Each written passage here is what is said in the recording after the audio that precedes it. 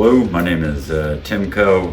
I'm getting up to some raccoonery here, and I'm gonna show you what I'm doing. This is the old electric kiln that I was starting with.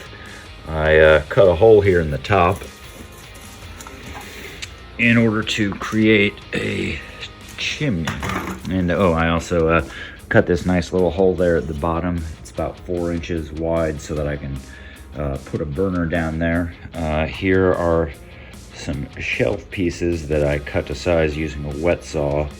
I'm going to then assemble them in the bottom of the kiln here and along the side using kiln cement to basically form a chimney inside of there. I'll explain more how it works after I've cemented it all into place, and then we can get up to some serious raccoonery. Alright, so here is the gutted electric kiln. I pulled out all of the elements and all of the electronics on the outside. I'm going to spend today patching this and then building a chimney up the side here out of pieces of shelves. So what I'm using to seal this chimney into place is AMACO kiln cement. It's my first time trying it, so possibly a future sponsor. Following the directions, and I'm breaking off little pieces here to try to make the gaps smaller so that I can fill it in better. We'll see how it works. The cement is a little bit thinner than I expected, so I'm using all these scraps and sticking them in there and just kind of trial and error until I get this airtight. Again, we'll see how it all ends up, but that's raccoonery for you. Alright, it's been 24 hours now. I'm just testing to see how strong this is.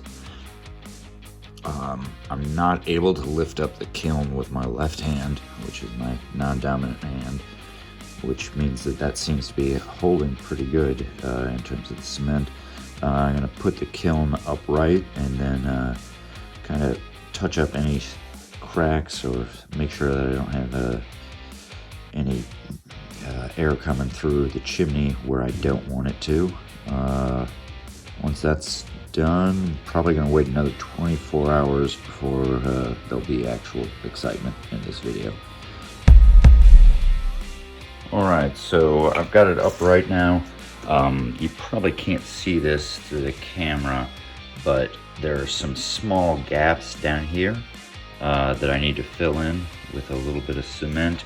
And then also, because of where I removed the electronics here, I'm going to fill those holes in because they're in the chimney and I don't want extra air escaping out of that, so I have more control.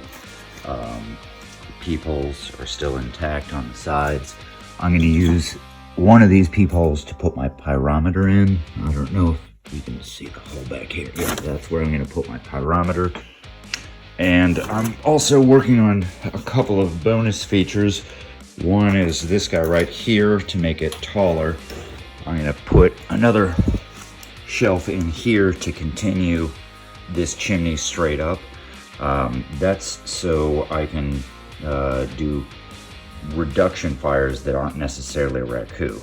The other super cool feature I've got is I put these little handles on the side so that I can slip in a post so that two people can lift the lid off really easily. And I'm also going to do that to this guy.